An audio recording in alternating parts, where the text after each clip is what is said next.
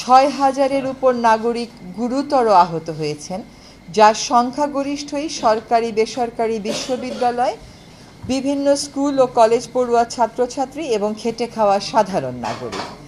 আহতদের মধ্যে ৬১৫ জন দৃষ্টি হারানোর আশঙ্কায় আছেন।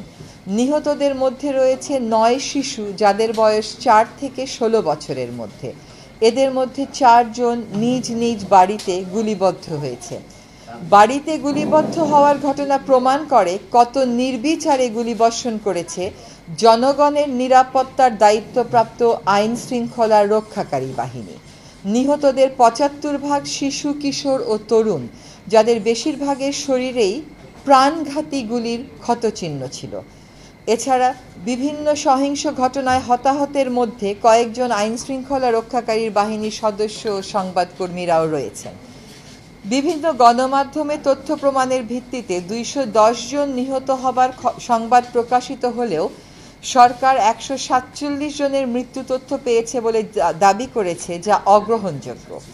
আমাদের বিশ্বাস করার কারণ রয়েছে যে হতাহতের প্রকৃত সংখ্যা আরও অনেক বেশি, যা ইন্টারনেট বন্ধ থাকায় গণমাধ্যমের উপর সরকারের একচ্ছত্র নিয়ন্ত্রণ ও তথ্য প্রবাহে সরকারি বাধার কারণে জানা যাচ্ছে না।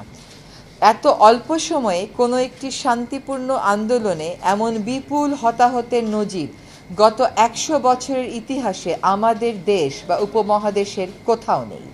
পুলিশের নির্বিচার গুলিতে নিরস্ত্র আন্দোলনকারী, পানি বিতরণকারী কিশোর, পলায়নরত ছাত্র ও ছাদে খেলতে যাওয়া শিশুর মৃত্যুর যে হৃদয় বিদারক বর্ণনা বিভিন্ন গণমাধ্যমে পাওয়া যাচ্ছে, তাতে স্পষ্ট যে বল প্রয়োগ ও সহিংসতার সকল মাত্রা অতিক্রম করা হয়েছে এবং সাংবিধানিক ও আইনি সকল সুরক্ষা লঙ্ঘিত হয়েছে।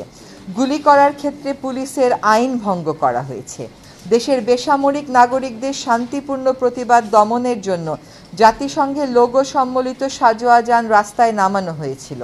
সেনাবাহিনী ও সীমান্ত রক্ষাকারী বাহিনীকে নিয়োজিত করা হয়েছিল। কারফিউ জারি করে দেখামাত্র গুলির নির্দেশ দেওয়া হয়েছিল এবং হেলিকপ্টার থেকে টিয়ার সেল, সাউন্ড গ্রেনেড এবং অভিযোগ মতে গুলি ব্যবহার করা হয়েছিল, যা দেশের ইতিহাসে নজিরবিহীন।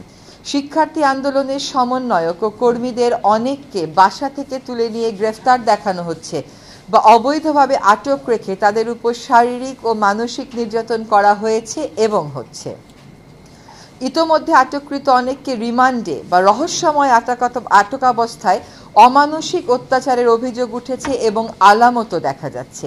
চিকিৎসাধীন থাকা অবস্থায় হাসপাতাল থেকে জোরপূর্বক ডিবি পুলিশ হেফাজতে নেওয়া হয়েছে সমন্বয়কারীদের এবং আত্মীয় স্বজন ও শিক্ষকদের দেখা করার অনুরোধ উপেক্ষা করে নিরাপত্তার অজুহাতে সম্পূর্ণ বেআইনিভাবে তথাকথিত ডিবি হেফাজতে কয়েকদিন আটকাধীন অবস্থায় রেখে আন্দোলন প্রত্যাহারের টাইপকৃত এক বিবৃতি ডিবি কার্যালয় থেকেই পড়ানোর ঘটনা সরাসরি সংবিধান ও আইনের লঙ্ঘন। আটক অবস্থায় ডাকসুর সাবেক ভিপি নুরুল হক নূর ও কোটা সংরক্ষণ নেতা নাহিদ ইসলাম সহ আন্দোলনের নেতাকর্মীদের উপর যে নির্যাতনের চিত্র দেশবাসীর সামনে উপস্থাপিত হয়েছে, তা গুরুতর ফৌজদারি অপরাধ। গণমাধ্যম থেকে জানা যাচ্ছে যে সান্ধ্যকালীন কারফিউ চলাকালীন সময়ে এলাকা ভাগ করে পুলিশ, র্যাব ও অন্যান্য বাহিনী ব্লক রেড পরিচালনা করছে এবং নির্বিচারে ছাত্র গ্রেফতার করে অভিভাবক, তরুণ সমাজ ও জনমনে ভীতি ও ত্রাসের সঞ্চার করছে। এতে পরিস্থিতি স্বাভাবিক হয়ে ওঠার বদলে আরও জটিল ও অশান্ত করে তোলার ইন্ধন যোগাবে বলে আমাদের আশঙ্কা। বাসা থেকে আইনশৃঙ্খলা রক্ষাকারী বাহিনীর নামে উঠিয়ে নেওয়া হলেও অভিযানকারী কর্মকর্তার পরিচয় প্রকাশ করা হচ্ছে না, সময় মতো আদালতে উপস্থাপন করা হচ্ছে না এবং কারো কারো ক্ষেত্রে আত্মীয় পরিজন তুলে নেয়ার পরে আর কোনো খোঁজ পাচ্ছেন না বলেও অভিযোগ করছেন। গ্রেফতারে মরিয়া বাহিনী এমনকি অপ্রাপ্তবয়স্ক এক শিক্ষার্থীর রিমান্ড আবেদনও করেছিল, যা পরবর্তীতে উচ্চ আদালত কর্তৃক স্থগিত হয়েছে। এমন নির্মম হত্যাযজ্ঞের ও বল প্রয়োগের নিন্দা, ধিক্কার বা প্রতিবাদের উপযুক্ত ভাষা আমাদের জানা নেই। এই বিপুল প্রাণহানির দায় প্রধানত সরকারের। শান্তিপূর্ণ আন্দোলনকারীদের উপর যে মাত্রায় বল প্রয়োগ ও সন্ত্রাসী কায়দায় আক্রমণ করা হয়েছে, তা দেশের জনগণ ও বিশ্ব বিবেককে স্তম্ভিত, ক্ষুব্ধ ও মর্মাহত করেছে। আন্দোলন চলাকালে নাশকতামূলক তৎপরতার কারণে বেশ কিছু রাষ্ট্রীয় প্রতিষ্ঠান, স্থাপনা ও সম্পদ ক্ষতিগ্রস্ত হয়েছে, যা কোনোভাবেই সমর্থনযোগ্য নয়। সুষ্ঠু নিরপেক্ষ তদন্তের মাধ্যমে এইসব নাশকতার জন্য যারা দায়ী তাদের চিহ্নিত করে আইন অনুযায়ী শাস্তির দাবি জানাচ্ছি। তবে এই অজুহাতে ভিন্ন মতের কাউকে দমন পীড়ন বা সাধারণ মানুষকে হয়রানি কোনোভাবেই সমর্থনযোগ্য নয়। আমরা ক্ষুব্ধ যে প্রাণহানি, জনতার উপর হামলা ও গুলিবর্ষণের কোনো তদন্ত না করে পুলিশ শুধুমাত্র নাশকতার মামলা দায়ের করে হাজার হাজার অজ্ঞাতনামা লোককে আসামি করছে, কয়েক হাজার লোককে গ্রেফতার করেছে।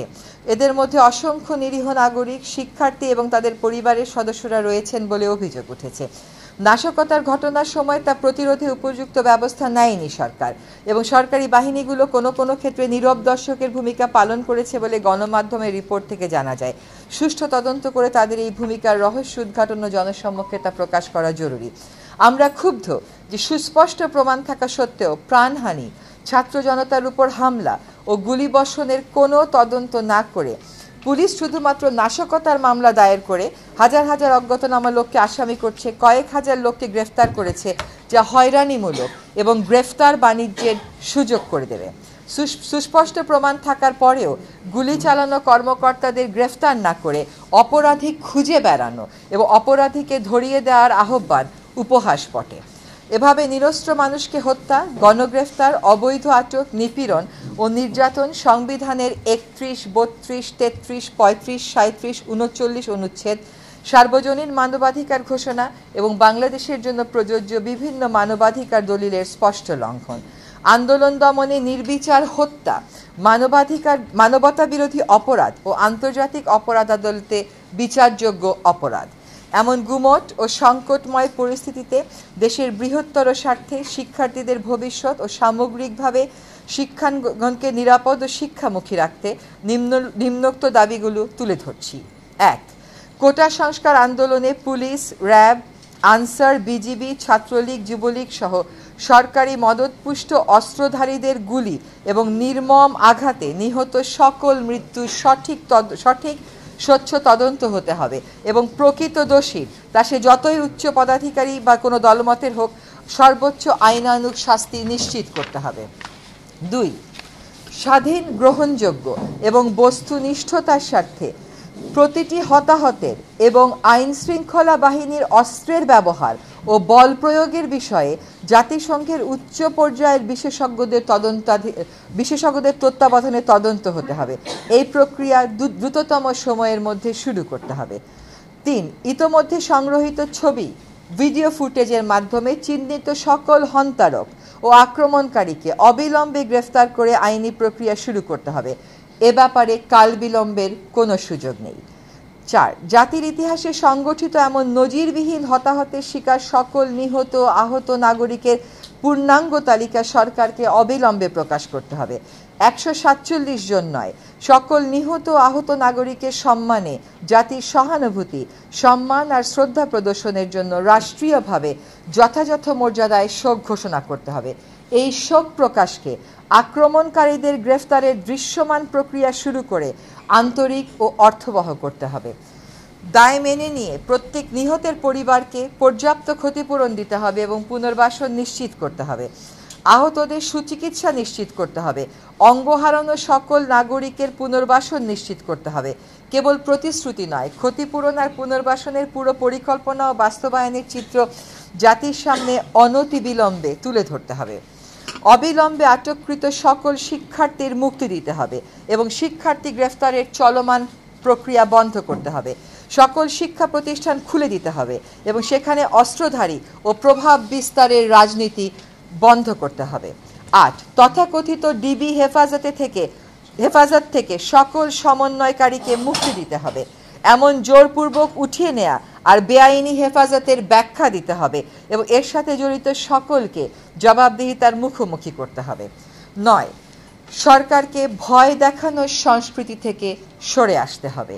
গুলি করে আন্দোলন দমানোর অসুস্থ মানসিকতার অবসান এখনই করতে হবে। স্বাভাবিক ও স্বস্তির পরিবেশ নিশ্চিত করতে হবে।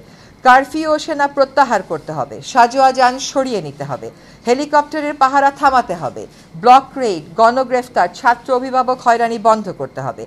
আমরা স্বাধীন দেশে মুক্ত পরিবেশে বসবাস করব, কোনো বদ্ধ নিয়ন্ত্রিত আতঙ্কের পরিবেশে আর নয়। অবাধ তথ্য প্রবাহে আরোপিত সকল বাধা দূর করতে হবে। ইন্টারনেট ও সামাজিক যোগাযোগ মাধ্যম পূর্ণ মাত্রায় খুলে দিতে হবে। আমাদের হয়তো এখানে গণমাধ্যমের উপর আরোপিত অলিখিত নিষেধাজ্ঞার কথাও বলা উচিত ছিল, সেটা আমরা মিস করে গেছি। আমরা বলে দেব, সহিংসতা দমনের নামে বিরোধী মত দমন করা যাবে না। স্পষ্ট প্রমাণের মাধ্যমে সহিংসতার প্রতিটি ঘটনার তদন্ত করে দোষী ব্যক্তিদের শাস্তি নিশ্চিত করতে হবে। আমরা দেশবাসীকে কঠিন আত্মপ্রত্যয়, সাহসিকতার সাথে দলমতের ঊর্ধ্বে উঠে সক্রিয় ও দায়িত্বশীল ভূমিকা পালনের আহ্বান জানাচ্ছি। ধন্যবাদ সকলকে।